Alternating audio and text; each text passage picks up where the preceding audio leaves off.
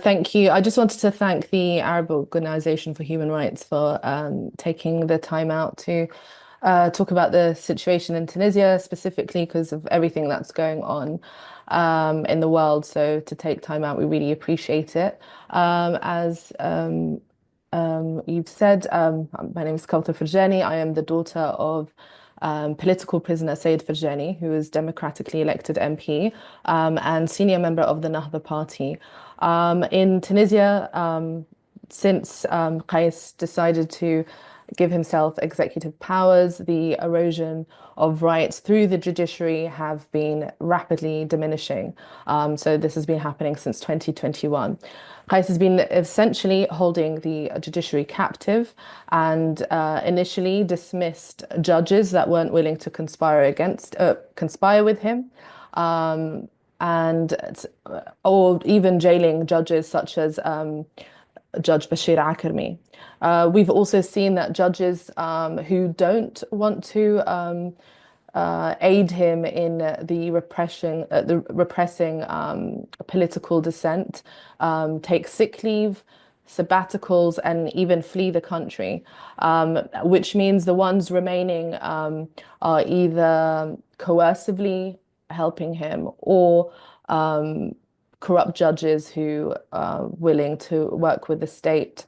For example, many of the cases, including the case against my father, no evidence was provided in the 2 years of pre-detention. So not even fabricated evidence. I mean, this didn't even happen during the years of Ben Ali.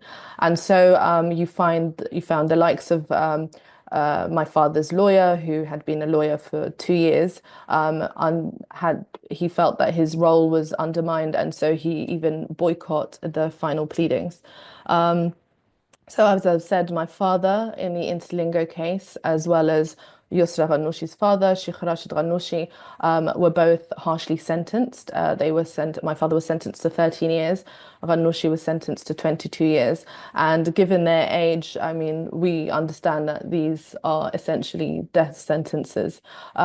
We have also seen that they have been adding them to numerous cases. And this is, I mean, the arrests have been primarily to any dissenting voice from any party, but the harsher sentences and the collection of like a number of cases has mostly been focused to certain Nahda leaders.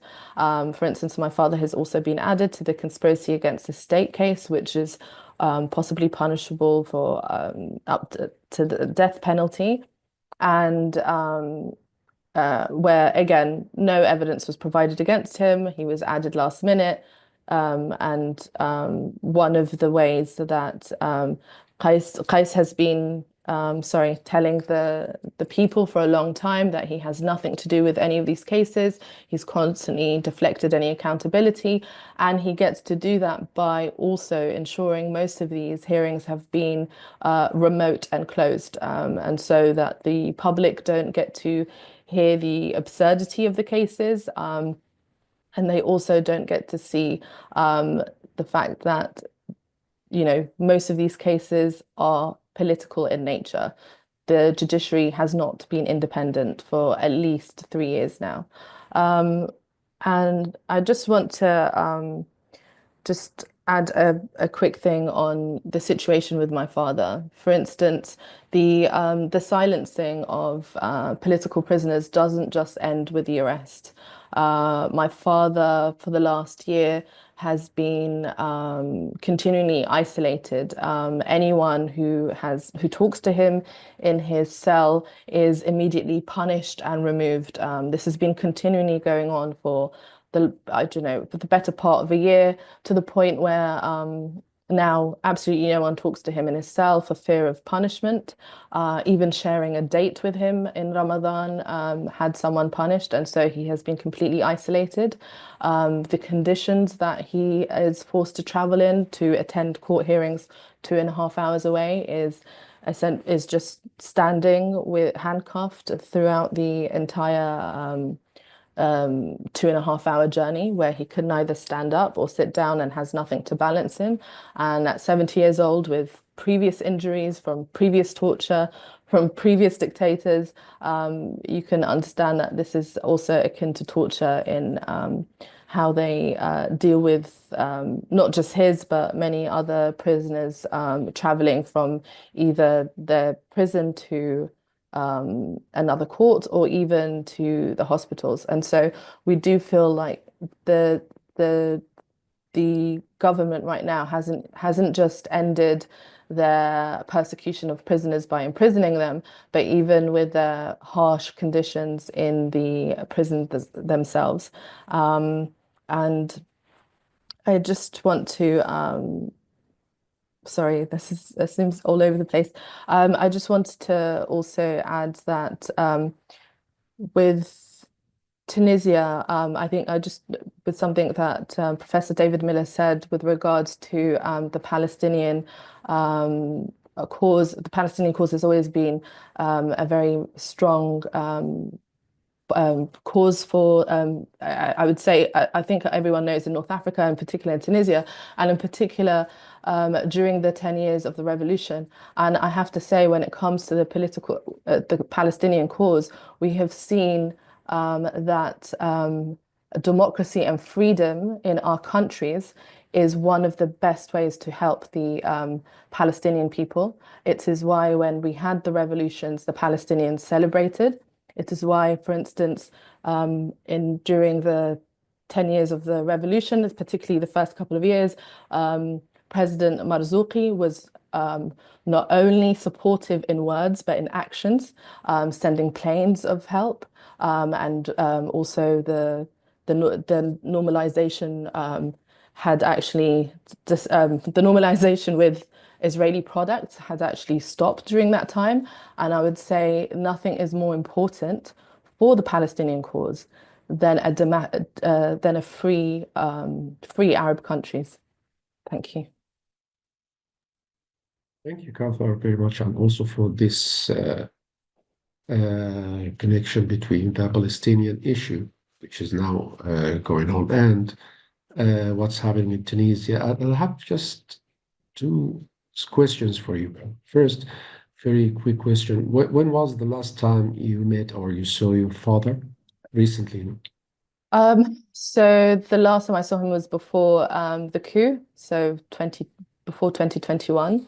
The last time we spoke to him was the day before his arrest, so it's been over 2 years, so February 27th, 2023. That was the last time we spoke to him. More than 2 years, you haven't even contacted him at all. We can't speak to him either, so there's no phone calls, no nothing. I can And he only cannot have access to lawyers. So he has an access to a lawyer, but the lawyers are very limited in what they can do. They have not been provided any evidence to work against. And so pretty much at the moment, the lawyers are people who note down what is going on. They aren't able to actually practice the law at the moment. Their hands are tied. Yeah, that Uh, completely.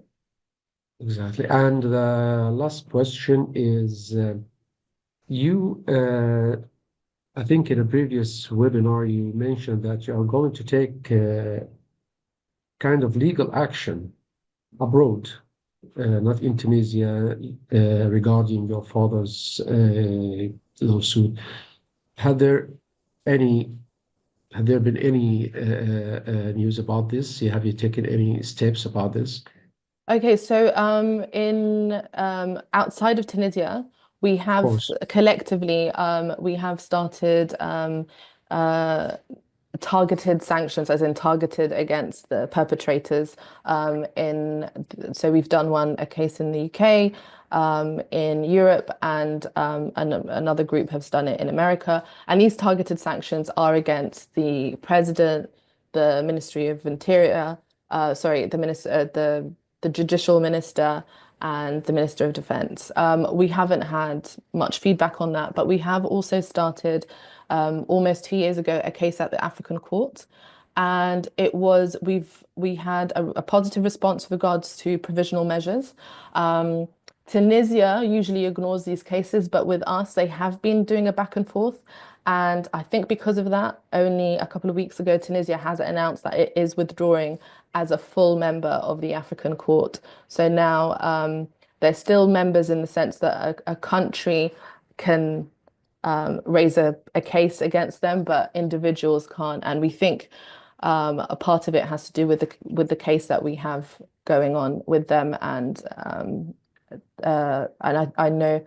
So with that, I think it's been looking quite positive because the provisional measures were already in our favor.